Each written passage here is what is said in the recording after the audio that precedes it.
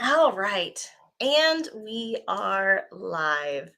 Welcome, everyone. Thank you for your patience as we worked through some last minute technical difficulties here, of course. So, uh, so with that, we thank you so much for joining us. We are Painted Porch Strategies, and we're here to explore a little bit and gain some perspective on what we can do to take more control of our work and our life and our emotional well being by exploring one of the ancient yet very modern and extremely helpful principles, which is mindfulness. As I said, we are Painted Porch Strategies. My name is Amy Yakowski. I am the Chief Evolution Officer and founder here at Painted Porch Strategies. And we are so thankful and grateful that you're here with us today. I'm here with my master of communication, our MC, Rob Hunter, and our woman of the hour, Sierra Ramcantrell, who is our Chief Joy Officer, mindfulness Sherpa, and all things movement, meditation, and well-being coach. So Sierra, welcome. Thank you so much for being here. Glad you're here. Good to see you, Rob and Yeah, Amy, yeah, and all of absolutely. all of you in wherever you are. So, with that, what I wanted to do was just to take a couple minutes here to set the stage. Right now, we've heard so much over the last few years this principle of well being at work and the mental health of individuals who are navigating this world that is, quite frankly, out of our control. And I think the last 2+ years has proved that we have very little control. Even what we thought we had, we really didn't. The fates, as the Stoics would like to say, the fates proved otherwise when it came to what was in our control. And through all of this, all of these events, all of these life changes and work changes, there's been a lot of that conversation about emotional well being and mental health. And a lot of that stems from these feelings of not being in control, not being able to effectively navigate or manage your day in and day out. And that's led to these feelings of overwhelm, of uh, stress, and the big B word that we hear a lot nowadays, which is burnout. And while there's a lot of work and a lot of policies and a lot of conversation going on that talks about this idea that, you know what, the way we need to fix this, let's fix it. How can we fix burnout? And let's fix it by giving people, mental health days, having closing down the business and having them take a mental health day. Or, you know what, let's shift to a 4-hour work week. That'll fix it. That'll for sure fix it. But the reality is that those are surface level solutions to a much deeper rooted problem. And I feel like those policies aren't treating the root cause, they're just treating those symptoms. And so, Sierra, from your perspective, when you hear about these I would say this is another pandemic in many ways that we're dealing with. When you hear about these maladies and these problems and the sheer feelings of overwhelm and exhaustion and burnout and burden that the individuals are going through, what comes to mind for you? Well, I think that really I would say that you're talking about like a tangle of a lot of emotions. So when you look at there's a lot of things that go into burnout. It's not one thing. And corporations, organizations, they're trying stuff, right? Let's try something. Let's what we're doing is not working, so let's just change something, right? Hmm. And I applaud the attempt at innovation, but a lot of times you can't. It has to be somewhat holistic. You can't change one little thing and expect it to be a one size fits all. I will say as a disclaimer, I am not a psychiatrist. I'm not going to fix your trauma for you. And if you are truly burned out and it is time for you to change careers, then that may still be an issue in and of itself. But I think if I can just unpack as far as what I can help you with and what I may offer as an idea is, if you bring some mindfulness to whatever you're doing, to bring yourself into the present moment, the present reality, then you can start to untangle these emotions and start to work out the problems one by one. But it's not an overnight, it's not a snap your fingers, it's not a one solution fits all, but mindfulness will help bring your attention to where you really are to decide what to do. And so mindfulness in and of itself, we hear a lot about this term mindfulness. How can you be more mindful? How can you infuse mindfulness into your day and your work? And for a lot of people who maybe this is your first time really hearing about what mindfulness can be, or even what it is, can you unpack that a little bit, Sierra, about what mindfulness is and also what it isn't? Sure. So quite simply, mindfulness has nothing to do with a yoga pose. It has nothing No? to do with special clothing. It has nothing to do with incense or candles or a color or essential oils. It doesn't have anything to do with prayer. It is not a religion or a philosophy. It's none of those things. So I told you what it isn't. What it is a practice. And it's actually, the concept is very simple. The mindfulness is awareness, or bringing your mindful to something. And mindfulness, the most general type of mindfulness, is bringing your mind to this present moment.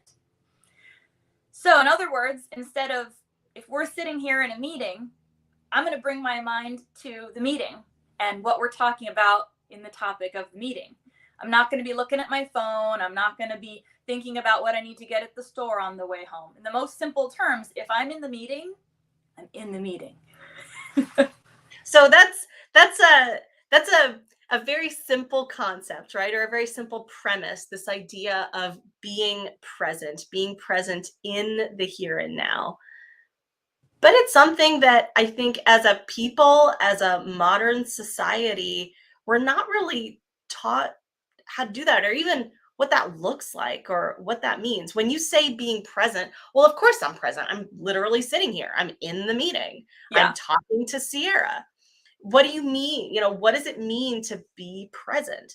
So can you share a little bit more about that? Because the idea of presence and the concept, it's a simple notion, but I think we've been conditioned in the way that we interact with ourselves, with our world, with our peers, with our family, with our phones. It's a little bit tougher to nail down or to pin down. Yes. We are right. A lot of us are not taught how to do this. In fact, I could argue that American culture especially does not value being present. We value multitasking. We value being in 3 places at once. We often don't place a lot of value on this. So it sounds really simple. It's actually really hard. Because these are some new skills that we need to learn. Or if you think like a child, we need to unlearn all of the crap about being so busy and being so multitasking and being so insane, and literally just do the one thing. If you're going to sit and drink tea, just sit and drink your tea. Mm-hmm.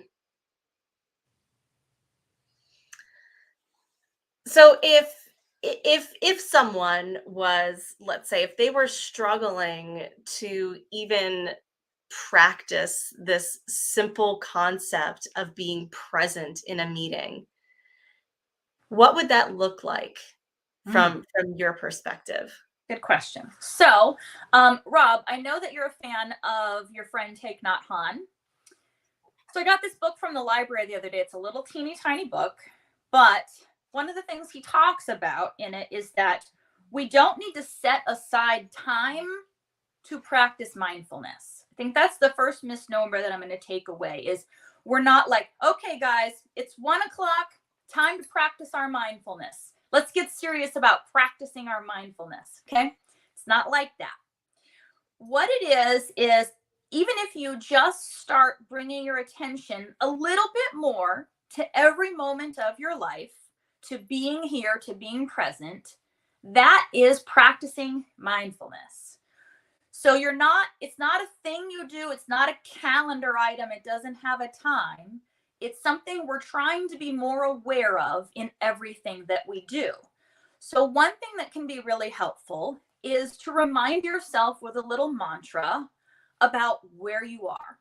Okay. So for right now, I'm in a meeting or I'm in a webinar, however you want to say it. So if I find myself getting distracted, I could mantra in my head or out loud, I'm in the meeting. We're talking about mindfulness. I'm in this meeting. We're talking about mindfulness. I'm in this meeting. We're talking about mindfulness. You see how that is? It sounds crazy that I said it 3 times in a row, but that's a mantra. So that's bringing my attention back to where we are right now. Okay. And part of why this is tricky is this whole idea of us multitasking is a lot of times instead of being in this moment, you are in this moment, but you're also thinking about what you want to say after this moment. So that's now taken you away from this one. Rob talks in his program, Master Your Message, about embracing the pause. And I think that is a fantastic thing to embrace when you start on trying to be more mindful, is be okay with the pause. Be okay with the phone ringing.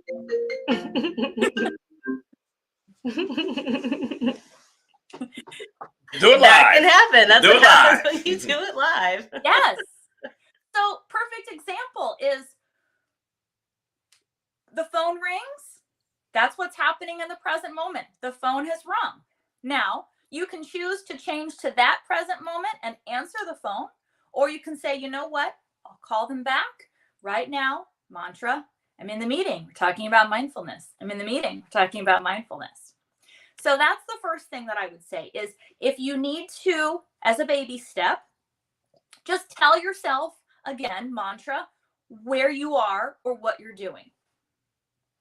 Rob, if I can just, I'll swing to you for a second. Any other thoughts about using your pause method in conjunction with this? Well, pause gives you an opportunity to listen. So if you're in a meeting and you really need to focus on what's going on, that pause allows you to kind of reestablish or recenter yourself to say, okay, what is the purpose of this meeting? Who is speaking? And if you tune into them, that person that's speaking, and you really focus on every word that they say, that will also draw you back in so that you can remain focused and contribute in the meeting.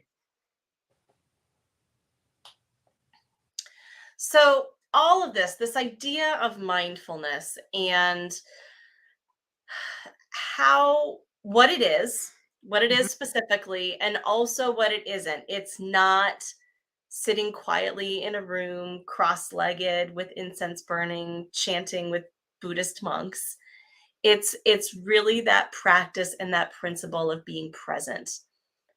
But to someone who's maybe experiencing some severe overwhelm and severe stress, or even teetering on that edge of burnout, what would you say to them when they say, I can't even even take on thinking about one more thing in this meeting that I have to be doing because there's already these 15 or 20 other things that I have on my plate, on my mind, on my heart, on my body, whatever? Well, the biggest thing that I just feel when you say burnout is I feel like a burden. I feel like if I try to look at all the things that are wrong or all the things that I need to do all at the same time, it feels heavy. It feels heavy on my body, feels heavy on my heart, feels heavy on my energy levels. So I would actually say that the anecdote is the zoom out, rather the zoom in. So when you try to look at everything, and if you can look at everything in any scope, it's going to be super overwhelming. Like you can't see the forest for the trees, right? But instead of worrying about trying to tackle everything, your mindfulness practice is one thing. Okay. So today, I'm not asking you to deal with the weight of the week today, this hour, this minute. Now, it's not a big burden because it's not all there right now. It's not all in this mind. It's not all jumbled in the mind together. You can't have 10,000 masters. You can't loyally serve 10,000 masters at one time. So focus on one thing at a time.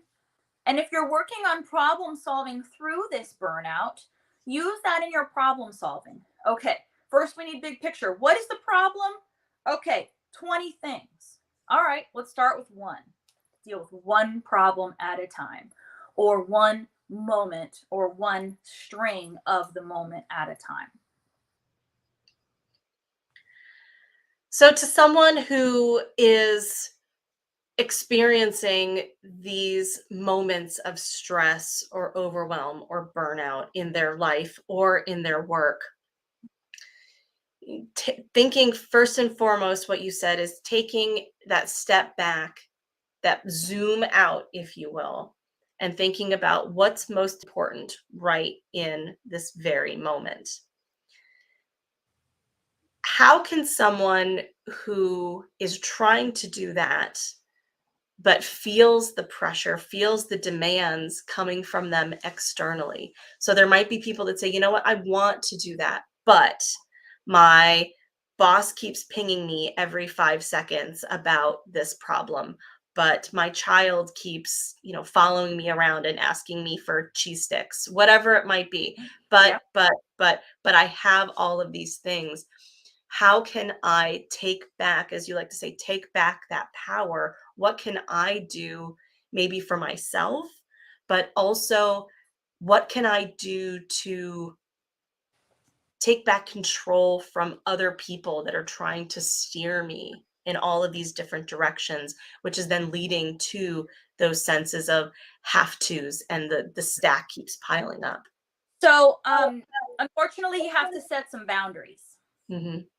So you have to set a boundary in the same way that you can't serve 1,000 masters at once. You can't do any one job great if you're doing 10 at the same time. So you might have to establish a boundary with yourself and others. You might need to say to the child wanting the cheese sticks, I will get you a cheese stick in 10 minutes. Right now, I cannot. I need to finish this job. Okay. Hmm. You might need to say to the boss, you know what? I'm working on it. I will get it back to you by the deadline. In the meantime, I need to put my focus on getting the task accomplished. So whatever it is, you have to set the boundary with the other person, and you have to stick to it yourself. If you said 10 minutes for the cheese stick, finish your task. Stick with your own boundary. Do what you say you will. Be impeccable with your word. Now, sometimes setting boundaries is a hard thing to do. I get it. But you can also frame it with the language of, I want to serve you best by showing up in my best way to do my work. And this is what I need to give you my best.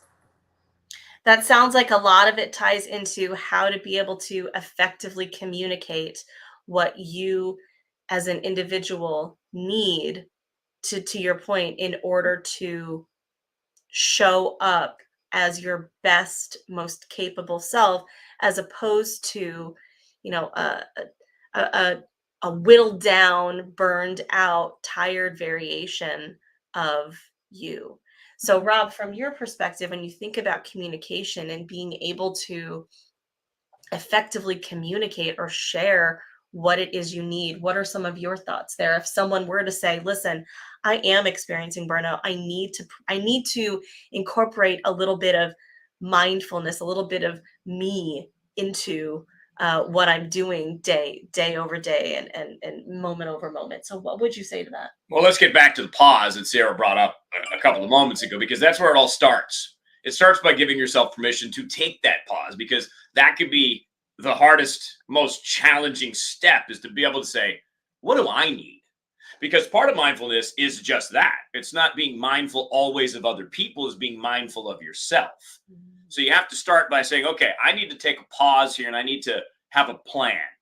I need some time to prepare, because when you are faced with difficult conversations or trying to build confidence when communicating your need, as we are not often taught to do that either, give yourself that time to figure out not just what you want to say about your boundaries, but how you want to explain your boundaries and why.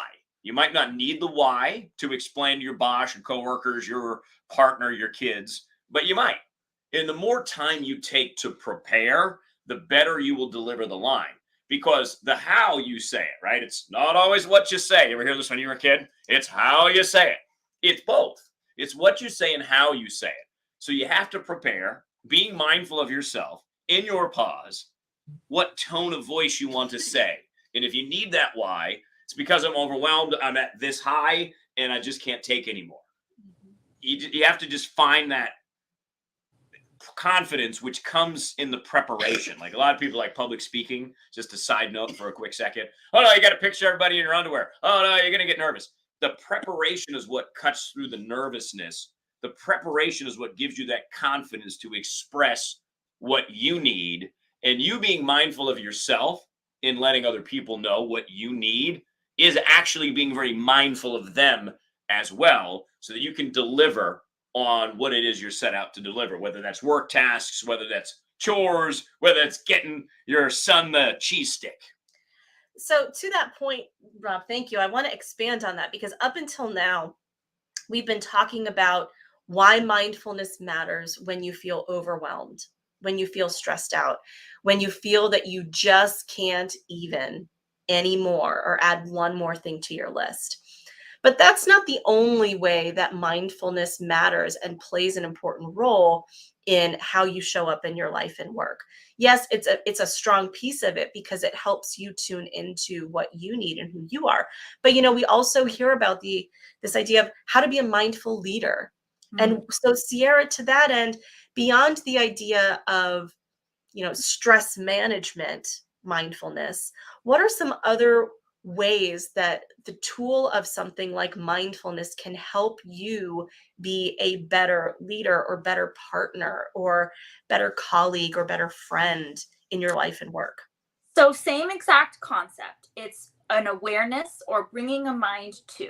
But instead of bringing a mind to yourself, now you're bringing your mind or your awareness to a person or people or a situation or problem. Okay, so then is when you're going to zoom in on, let's just say, just for sake of argument, a person. Okay, so now what you're going to do is you're going to pay full attention to the person that you are trying to help or resolve something with. So one of the things that I like to do, I'm going to give you a few little tips here that you can use for mindfulness. The first is a take 5 breath. And I like this because you can do this without anybody even noticing you're doing it. So the take 5 breath is breathing in for a count of 5, breathing out for a count of 5, 5 times. And this is effectively a breathing exercise combined with a pause.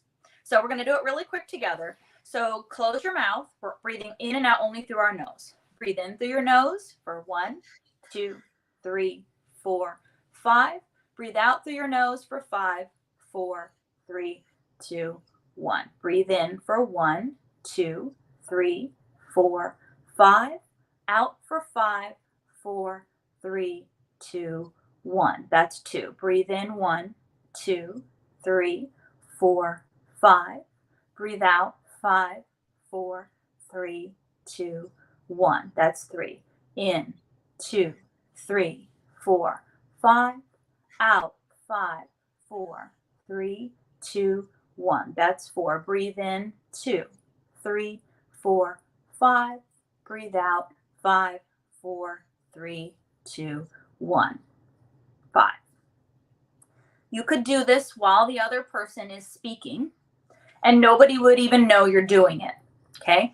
This is going to bring you into the present moment. You've been paying attention to your breath. So now you're going to look at the other person, ready, and use your 5 senses to take in that other person. 5 senses being seeing, hearing, smelling, tasting, feeling. Now, you might not actually touch the other person, especially if it's your boss and it's not that kind of relationship. So use the senses that apply. Now, just because I said taste doesn't mean I'm saying to lick the other person, but bring Nope. yourself into the present moment and taste the taste in your mouth, because this is the thing that's happening to your taste buds right now. Okay? Even if it doesn't have anything to do with the person. Feel. You're not going to touch the person, but feel the way your body feels sitting in your chair, or the way your feet feel standing on the ground. This is just rooting you into the present moment, what's happening. And then as you are watching, listening, hearing, smelling, taking it all in, you're really just fully present. Imagine that you're just going to observe without planning a response yet. You're not going to plan a response. You're just going to be in this moment, be there for the other person, observing all the things that are happening right here, right now. And then depending on what you observe, then move your mind into that moment of how you're going to respond. But don't skip the real moment of the listening. Don't skip that part to skip ahead into the future. Just be here right now. When it's time to move to the next step, move to the next step, and then be really in that step when you're in that step. So if we were to think about mindfulness in a couple different ways, we've said that mindfulness is a wonderful tool to help you gain and be in the present. That's the ultimate goal, is to be in the present. By learning to be in the present and practicing, because it's not a perfection, we're practicing it, right? So by learning how to be in the present, one of the first things it can do is it can help us shake off some of the anxiety, the stress, the overwhelm, the burnout that we might be experiencing. Those things are still going to be there until we do something about them, whether it's through communicating what our needs are, communicating our priorities and our expectations with others. They're still going to be there, but that practicing that mindfulness helps with curbing the anxiety of what is needed right now. In addition, Sierra, it sounds like what you said is that being present also helps you in being a better leader, because you are being present for the other person. You are tuning into them. It says it helps you with, maybe it sounds like you said, active listening and possibly a little bit more connection or compassion, right? What's another way that mindfulness can help you as an individual? So we have stress, we have being able to be more present for another person. What else can mindfulness or that self-awareness help us with in our managing and being successful in our life and work? Well, I think the biggest reason is, if you're going to live your life, actually live it and actually be an active participant in your life. You know, the people love to say, I'm living my best life. Living your best life only happens if you're actually paying attention to what's going on. If you're actually in the moment, you're actually enjoying or savoring or suffering, you're actually feeling what's happening. You're actually living your life. If you tune out, if you are just feel the burnout and overwhelm of all the things all at once, you miss it. One of my favorite quotes still to this day is Ferris Bueller, and he says, life moves pretty fast. If you don't stop and look around once in a while, you could miss it. To me, this is kind of like my mindfulness touchstone. Is the reason for being mindful is to actually do your life, right? So whatever you're doing, be really in it. And here's the thing, a lot of people think mindfulness is just pretending everything is happiness and roses. I never proclaimed that is the truth. Sometimes the present moment is painful, is difficult, sucks. But it takes those extremes of sadness, joy, light and dark. It's that yin and yang to actually live your life. So don't let your mind being somewhere else rob you of the experience that is here right now. Beautifully said. Any thoughts from you, Rob, that you'd like to add as a capstone? Think of mindfulness as a way of listening to yourself. Because we talk a lot about communication here on Painted Porch, on the Painted Porch. But a lot of the communication is how you communicate with yourself. Do you listen to yourself? Do you pay attention to yourself, your body, your mind, your signs that your body and your mind are giving you that maybe something's a little off? Maybe you are a little bit more overwhelmed than you thought or stressed out. Pay attention to those signs and work through those. I've become a huge fan of tapping into my inner introvertedness. And, as Amy knows and Sierra knows, I have been very the opposite for most of my life. I have been very extroverted. But I find that in my moments of calm, in my moments of solitude, that's when I find the most clarity because I give myself the space to find it. That has helped me tremendously. And to go back to what Sierra said about setting boundaries, I have communicated to friends and family members that this is what I do. And it's mostly the weekends. The weekends has become my time more often than not. But I express that, hey, in this period of my life, I will be doing less with you on the weekends. Just to be prepared, it has nothing to do with you. It has everything to do with me and my processing whatever it is that I need to process, whether it was the day before, the week before, the month before, something that happened to me when I was 14 years old. But it's that listening to myself and what do I need, that investment in the time in myself that pays dividends every single day so that I am more mindful and more aware every single day, not just of myself, but of other people. That doesn't mean I'm perfect. I get certain things wrong or jump the gun or snap or whatever, but that's the practice. That's the journey of it. And that journey, I think, starts with you. Absolutely. What you just said is setting the boundary, right? You set the boundary for others as well as yourself. And you make time. Some people need a lot of time to do this. Some people can do it on the fly. You're not really going to know until you just start doing it. So, baby steps. You want to try to bring more mindfulness. Don't think of it as a set aside. We're going to do our mindfulness now. Now is now. So bring your attention to where you are, what you're doing, what you're talking about. If you need a pause, do the take 5 breath.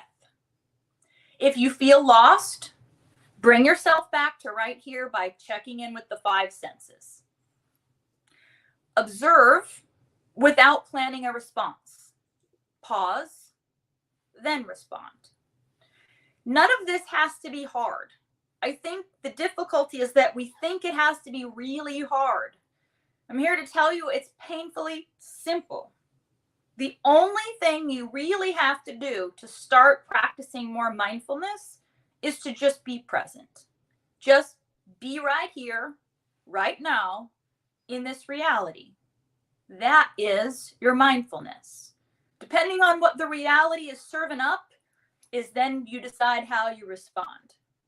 But taking our Stoic perspective, what's the dichotomy of control?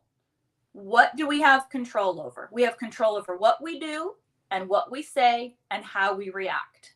Everything else is virtually out of our control, including really fun things like technology, like we had today. So when you know this, hold on to the power that you indeed have, which is paying attention, being present right here, right now, and then doing the best that you can with your own abilities. Wonderful. And so with that, Sierra, I want to thank you for spending this time with us and helping us understand a little bit more about why mindfulness matters and in what ways it can help you navigate this world, as you've said, and as the Stoics teach us, that is not within our complete control, but ways to find where you can be in control, where you can be in control of your peace of mind, where you can be in control of the relationships and the connections that you're making with others. And I think that's our cue to wrap it up. Ah, And so on that point, again, thank you so much, Rob. Thank you. Thank you for those of you who joined us amidst all of our technical difficulties. If you'd like to learn more, we invite you to check out our website, paintedporchstrategies.com. There's also a link to Sierra's program called Radical Mindfulness, which is solely dedicated to helping you tap into your inner strength, stand in your power, as Sierra likes to say, and be a mindful leader for yourself and for all of the different teams and relationships that you have in your life, in your work, and anywhere in between. If you have any questions for me or for the team or for Sierra about mindfulness, please continue to post in the comments in the video, and we'll be happy to share that. But also check out our website and check out Sierra's program to find out how you can begin to take your power back and help curb those feelings of stress and overwhelm and be present in this glorious moment of time that we're blessed with here on the planet. So on that note, thank you, everyone. Thank you again. And we hope to see you again soon here on the Painted Porch.